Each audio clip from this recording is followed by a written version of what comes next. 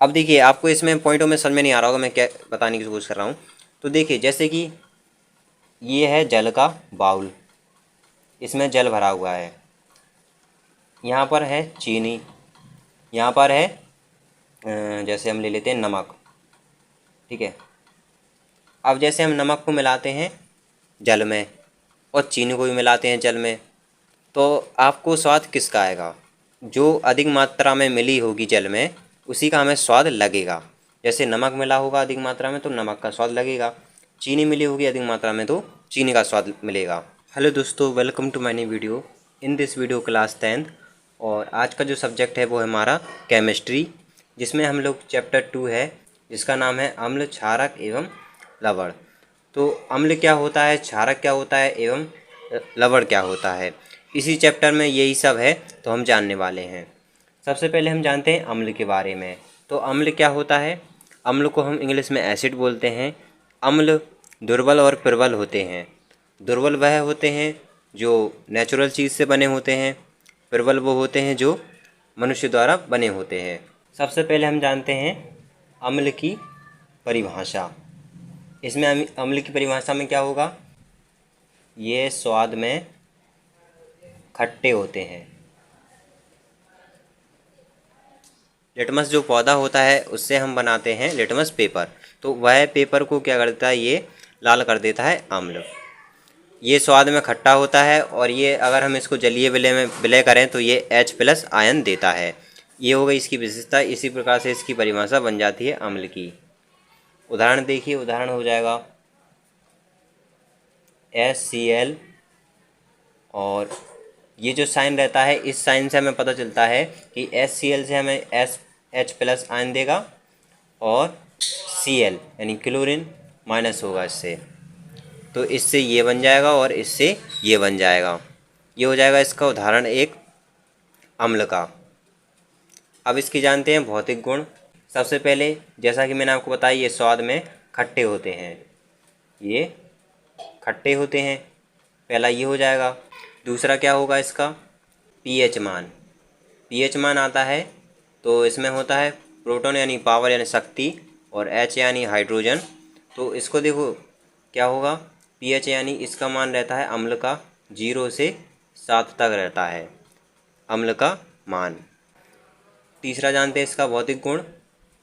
Litmus paper को लाल, ये होगा इसके भौतिक गुण। और भी होते हैं लेकिन सिंपल आपको ये 1 2 3 बहुत हैं, इसके लिए आसानी से आपको लन रहेंगे। इसमें क्या होगा परिभाषा, एक बार फिर से रिपीट कर देता हूँ मैं। ये स्वाद में खट्टे होते हैं और ये जल में विलय होने पर H+ आयन देते हैं और ये लिटमस पेपर को लाल कर देते हैं, और साथ ही साथ इनको हमें चखना नहीं चाहिए। तो इस तरीके से इसकी परिभाषा हो जाएगी और ये आपको एक उदाहरण लिख देना होगा। अब जानते हैं इसके अम्लों के रासायनिक गुण। अभी हमने जाना था भौतिक गुण, तो एक भौतिक गुण और लिख लीजिए, इसके 4 हो जाएंगे। तो ये क्या करते हैं, जब धातुओं से क्रिया करते हैं तो H2S देते हैं, निकालते हैं। तो इसमें अम्लों के रासायनिक गुण में होगा पहला जो रहेगा अम्लों की धातु से अभिक्रिया। जब हम अम्लों की धातु से अभिक्रिया करते हैं तो लवण बनता है और साथ ही साथ H2 गैस निकलती है यानी हाइड्रोजन गैस निकलती है। लवण प्लस H2 गैस ये निकलती है धातु से अभिक्रिया। तो एक होता है मैग्नीशियम, तो ले लेते हैं मैग्नीशियम प्लस 2 सॉरी यहाँ पर लेते हैं HCl, गैस निकलती है H2 यानी जिसका मतलब है हाइड्रोजन गैस निकलती है और बनता है, देखिए मैग्नीशियम क्लोरीन प्लस और ये निकलेगी H2, ये गैस निकलेगी। तो ये इस प्रकार से होती है अभिक्रिया। तो अब हम कराते हैं धातु। पहले हमने अम्लों की धातु से अभिक्रिया की तो ये बना इस प्रकार से। अब हम कर रहे हैं धातु कार्बोनेट तथा धातु हाइड्रोजन कार्बोनेट से। तो क्या बनेगा, HCO3 प्लस HCl। तो अब देखिए क्या बनेगा, NaCl प्लस ये तो बना, ये और ये इसको लिया, फिर होगा CO2 प्लस का H2O। अब देखिए इसमें क्या क्या बना। हमने ये जो लिया है सोडियम बाइकार्बोनेट लिया है, तो अब इससे क्या बना है सोडियम क्लोरीन प्लस CO2, ये कार्बन डाइऑक्साइड निकली साथ ही साथ, और H2O यानी जल बना है। तो जब हम धातु कार्बोनेट या धातु हाइड्रोजन कार्बोनेट से कराते हैं तो बनता क्या है, ये तो हो गया लवण, ये बना है कार्बन डाइऑक्साइड, ये उड़ गया है, और ये है H2O यानी जल बना है। ये हुई अभिक्रिया जिससे ये बना है। अब देखिए तीसरा है सक्रिय धातु ऑक्साइडों से जब हम अभिक्रिया कराएंगे अम्लों की। तो इसमें अम्लों, जब हम सक्रिय धातु की अभिक्रिया करेंगे तो सक्रिय में इसमें कुछ ऐसे धातु रहेंगी जो क्षारीय प्रकृति की भी होंगी।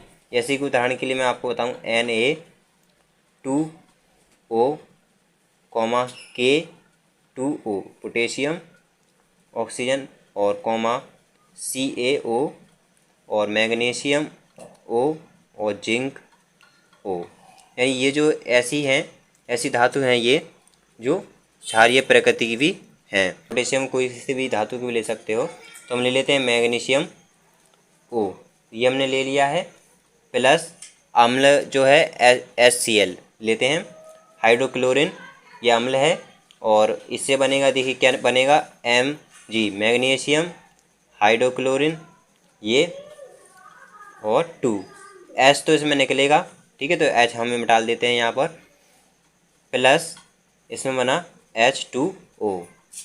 जैसा कि मैंने आपको बताया कि कुछ जो है धातु जब हम सक्रिय धातु में आता है तो कुछ क्षारीय प्रकृति की होती हैं, और जब क्षारीय की प्रकृति की होती हैं तो उसके साथ ऑक्सीजन भी निकलती है। तो क्या हो गया, मैग्नीशियम क्लोरीन प्लस निकला H2O। H तो निकल ही रहा था अम्ल में, लेकिन साथ ही साथ क्या भी निकल रहा है, O निकल रहा है, तो हो गया जल बन गया ये, तो जल बनेगा, और ये हो गया लवण। ये हो गया तीसरा। अब हम अम्ल की अभिक्रिया करा रहे हैं क्षारकों से, तो उदाहरण हम लेते हैं हाइड्रोक्लोरिन, ये तो अम्ल रहता है, प्लस Na, अब हम ये लिया हमने क्षारक OH, इससे देखिए क्या बनेगा NaCl प्लस H2O। तो अब आपको पता चला क्या क्या बना, ये बना है लवण, H2O यानी जल, H2O जल निकला है और लवण बना है। इस अभिक्रिया को हम उदासीनी अभिक्रिया भी कहते हैं। अम्लों का हमारा टॉपिक अब क्लियर हो चुका है। अब हम जान रहे हैं सूचकांक, जिसको बोलते हैं हम इंडिकेटर। तो क्या होता है सूचकांक, ऐसा रंजक जिसका रंग अम्लीय तथा क्षारीय, अम्ल में और क्षार में भिन्न भिन्न होता है, जिसको बोलते हैं हम सूचकांक। ये दो प्रकार का होता है, पहला होता है प्राकृतिक, दूसरा होता है कृत्रिम। कृत्रिम यानी जो मानव द्वारा बनाया गया है, जिसको हम बोलते हैं लिटमस पेपर, ये मानव द्वारा बनाया गया है। फिलिप्थिलीन और मेथेओरेंज आदि ये इसके उदाहरण हो जाते हैं कृत्रिम सूचक के। प्राकृतिक में होगा हल्दी, लिटमस और लाल पत्ता गोभी आदि, ये सब आ जाते हैं। एक लक्षण होगा इसका, अगर प्राकृतिक अम्ल अगर हमारे स्किन पर गिर जाए तो इसका कोई इफेक्ट नहीं होगा। कृत्रिम के बनाए गए अगर कोई अम्ल गिर जाए या क्षारक, तो वह क्या करेगा, हमारी स्किन को जला देगा। अब आता है गंधीय सूचक। इसके नाम से पता चल रहा है गंधीय सूचक, जिसमें गंध आती है, जैसे प्याज हुआ, उसके कटे हुए छोटे छोटे टुकड़े, लौंग का तेल, वेनिला आदि गंधीय सूचक हैं। ये जो है ऐसे सूचक हैं, अगर हम थोड़ी सी भी इनकी खुशबू सूंघ लें तो इनकी जो गंध है बहुत तेज़ी से आप जो है आसानी से सूंघ लेते हैं। ये अगर हम अम्ल और क्षार में इसे मिलाते हैं गंधीय सूचक को, तो इसकी जो है सुगंध जैसे आ रही थी पहले वैसी चेंज हो जाएगी। उदाहरण के लिए जैसे मैं आपको बताऊं प्याज का, अगर हम प्याज डालते हैं अम्ल में या क्षार में तो उसकी क्या हो जाती है, खुशबू चेंज हो जाती है। अब जानते हैं सार्वत्रिक सूचक। ये जो है भिन्न भिन्न सूचकों को मिलाकर एक सूचक बनाया जाता है, जिसको बोलते हैं हम सार्वत्रिक सूचक। ये pH मानों में भिन्न भिन्न रंग देता है, जैसे 0 पे देता है गाढ़ा लाल, 1 पर देता है लाल। अब हम पढ़ते हैं क्षारक। तो अम्ल तो आपने पढ़ा होगा अच्छे से, तो आसानी से आपको क्षार भी आसानी से आ जाएगा, क्योंकि अम्ल के अपोजिट में होता है क्षारक। इसमें क्या होगा, उसमें pH मान रहता था, जैसे वो खट्टे होते थे, स्वाद में कैसे होते थे, खट्टे होते थे अम्ल, तो ये स्वाद में कड़वे होते हैं। तो इसे हम लिखते हैं, ये स्वाद में कड़वे होते हैं। अगर आपको इसमें परिभाषा लिखने को आए तो आप इसके जो लक्षण है वह लिख सकते हैं कि ये स्वाद में खट्टे होते हैं और ये जो लिटमस पेपर है उसको नीला कर देते हैं। वह लाल करते थे अम्ल। इसमें होगा OH माइनस आयन देते हैं जब हम इसको विलय करेंगे तो NaOH यही लेते हैं इसको, ये क्षारक है। तो अब देखिए इससे क्या बनेगा, जैसा कि मैंने अभी आपको बताया OH माइनस आयन देते हैं ये, तो Na यही Na प्लस देंगे, सोडियम प्लस, और क्या बनाएंगे OH माइनस, ये आयन देंगे। ये हो जाएगा इसका उदाहरण। अब हम जानते हैं क्षारकों के भौतिक गुण, जिस प्रकार हमने अम्लों के जाने थे। स्वाद में कड़वे। दूसरा होगा इनका pH मान कितना रहता है, 7 से pH मान रहता है 7 से 14 तक रहता है इनका pH मान। और तीसरा हो जाएगा इसमें लिटमस पेपर को ये नीला कर देते हैं, लिटमस पेपर को यह नीला कर देते हैं, ये नीला कर देते हैं लिटमस पेपर को। और चौथा होगा इसमें ये साबुन के भांति चिकने होते हैं। ये हो गया इसके 4 भौतिक गुण। अब हम जानते हैं क्षारकों के रासायनिक गुण। तो जिस प्रकार हमने अम्लों में पढ़ा था उसी प्रकार से इसमें भी होगा। सबसे पहले होगा क्षारकों धातुओं से अभिक्रिया, तो वही सेम रहेगी जिस प्रकार अम्लों में क्या निकलती थी, H2 गैस निकलती थी, वैसे ही क्षारकों में निकलेगी। तो एग्जांपल हम लेते हैं NaOH प्लस और जिंक। अब हमने धातु क्या ली, जिंक ली, तो इससे देखिए क्या बनेगा, Na यहाँ पर होगा 2 GnO2 प्लस का H2, ये निकलेगी, H2 गैस निकलेगी हाइड्रोजन। तो इससे हमें 2 से मल्टीप्लाई करना होगा, बना इसमें H2 गैस निकली और ये बना है लवण। अब हमने देखिए दूसरा लिया है आधात्विक से अभिक्रिया। अम्ल में हमने पढ़ा था, दूसरा जो हमने धातु से की थी अभिक्रिया, इसमें कर रहे हैं हम उल्टा, यानी आधात्विक से। NaOH प्लस यहाँ पर ले लेते हैं CO2, यानी ली कार्बन डाइऑक्साइड। तो क्या बनेगा देखिए Na2O3 प्लस का H2O। जब हम आधात्विक से अभिक्रिया कराई तो जल निकला, O3 प्लस CO2, उसमें भी यही निकल रहा था जल, इसमें भी निकल रहा है जल। तो ये बन गया है लवण और ये बन गया है जल। अब हम पढ़ रहे हैं क्षार। अधिकांश जो क्षारक हैं वह जल में विलय नहीं होते, लेकिन जो कुछ क्षारक हैं वह जल में विलय हो जाते हैं और बिना किसी रासायनिक अभिक्रिया के, वही कहलाते हैं क्षार। जैसे मैं आपको एग्जांपल दूं, जैसे कि क्लास में बहुत से स्टूडेंट पढ़ते हैं, स्टूडेंट तो बहुत सारे हैं, लेकिन उनमें से कुछ ही छात्र हैं जो पढ़ाई किया करते हैं और बाकी पढ़ाई नहीं किया करते हैं। तो उसी प्रकार से हो जाएगा कि क्षारक तो होते हैं, लेकिन उसमें से कुछ क्षारक ऐसे होते हैं जो बिना किसी रासायनिक अभिक्रिया के जल में विलय हो जाते हैं। अधिकांश जल में विलय नहीं होते हैं क्षारक, लेकिन जो कुछ हैं वह जल में विलय हो जाते हैं, वही कहलाते हैं क्षार। उदाहरण में हो जाएगा NaOH, ये तो आपको मालूम है। और दूसरा एक और उदाहरण लिख लीजिए KOH आदि, ये होगा इसका उदाहरण। और परिभाषा मैंने अभी आपको बताई दी है। अब हम पढ़ते हैं अम्लों तथा क्षारकों की प्रबलता तथा दुर्बलता। तो प्रबलता क्या होती है, दुर्बलता क्या होती है, इसको जानते हैं। सबसे पहले हम जानते हैं अम्ल में जो मनुष्य द्वारा बनाया गया है, जिसको हम बोलते हैं कृत्रिम सूचक, जो मनुष्य द्वारा बनाया गया है अम्ल।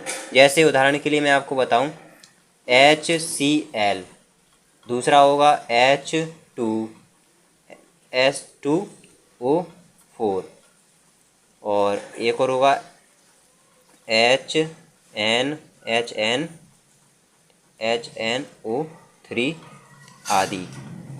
ये सब किस में आएंगे? इसमें प्रबल अम्ल में, जो जल में पूर्ण रूप से आयनित होकर H+ आयन अधिक मात्रा में देते हैं। जैसा कि मैंने आपको बताया कि अम्ल जो है जब विलय करते हैं हम जल में, तो जब हम विलय होते हैं तो ये H+ आयन देते हैं, H+ आयन देते हैं ये अम्ल। जो अधिक मात्रा में देगा आयन, जो अधिक मात्रा में जो अधिक मात्रा में देगा वह कहलाएगा प्रबलता अम्ल। H+ आयन आंशिक रूप से कम मात्रा में देंगे। उदाहरण के लिए टार्टरिक अम्ल, और इसको बोलते हैं कार्बोनिक अम्ल। इसके नीचे नाम लिख लीजिए।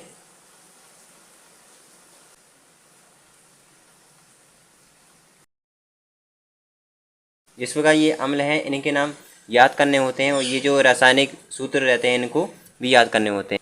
इसकी वीडियो मैं बनाऊंगा स्पेशली, तो उसके लिए करना होगा आपको चैनल को सब्सक्राइब, ताकि आपको लेटेस्ट वीडियो की नोटिफिकेशन सबसे पहले मिल सके। प्रबलता में क्या होता है? H+ आयन अधिक मात्रा में देते हैं। दुर्बलता में H+ आयन आंशिक रूप से कम मात्रा में देते हैं। यहाँ पर मैं लिख देता हूँ कम मात्रा में देते हैं। ये हो जाएगा अम्ल में। हम जानते हैं प्रबलता क्षार में, तो इसमें क्या होगा? हमने जाना था इसमें H+ देते हैं, तो क्षार में देते हैं OH-, तो इसमें होगा OH- आयनित अधिक मात्रा में देंगे जब प्रबल रहेगा। जब हम प्रबलता में देखेंगे तो क्षार जो है OH- जो आयनित है वह अधिक मात्रा में देंगे। वह लिख देते हैं NaOH, KOH आदि। ये हो जाएगा इसका उदाहरण। अब हम इसमें हमने जाना प्रबलता क्षार में, अब हम जानते हैं इसमें दुर्बलता क्षार में। इसमें एक मिस्टेक हुई थी, यहाँ पे दुर्बलता लग दिया है, तो इसमें ऊ की मात्रा और लगेगी दुर्बलता। ठीक है, दुर्बलता अम्ल में, यहाँ दुर्बलता क्षार में OH- आयनित अधिक मात्रा में दे रहे थे, तो OH- आयनित आंशिक रूप से कम मात्रा में देते हैं, ये कहलाते हैं दुर्बलता क्षारक। उदाहरण के लिए NaHUOH, ये हो जाएगा एक उदाहरण। अब हम जानते हैं कार्बनिक अम्ल। वे अम्ल जो जंतु तथा पौधों से प्राप्त होते हैं उसको बोलते हैं हम कार्बनिक अम्ल। इसके उदाहरण में होगा, जैसे हमें पेड़ से हमें सेब मिलता है, तो सेब में जो अम्ल पाया जाता है वह पाया जाता है मैलिक अम्ल। ये आपको याद करने होंगे, इसकी मैं आपको स्पेशली वीडियो बनाऊंगा। आप जानते हैं खनिज अम्ल, इसके नाम से पता चल रहा है खनिज, यानी जो पृथ्वी पे जितनी भी खनिज है उनसे प्राप्त होते हैं अम्ल, उनको बोलते हैं हम खनिज अम्ल। इसके उदाहरण में हुआ HCl, क्योंकि ये जो है अम्ल हम बनाते हैं फैक्ट्रियों में, कारखानों में, ठीक है, खनिजों द्वारा बनाते हैं ये अम्ल। तो ये हो गया कार्बनिक अम्ल, खनिज अम्ल। नेक्स्ट जो है अब आता है pH यानी स्केल। पोटेंज जिसका मतलब होता है पावर, और H यानी हाइड्रोजन। 0 से हमने 14 तक इसके pH मान है, ऐसा हो जाएगा उदासीन। यहाँ पर 7 पे हो जाएगा ये उदासीन। यहाँ से यहाँ तक का ये हो जाएगा अम्ल के pH मान 0 से 7 तक, और यहाँ से यहाँ तक हुए हैं क्षारक के मान।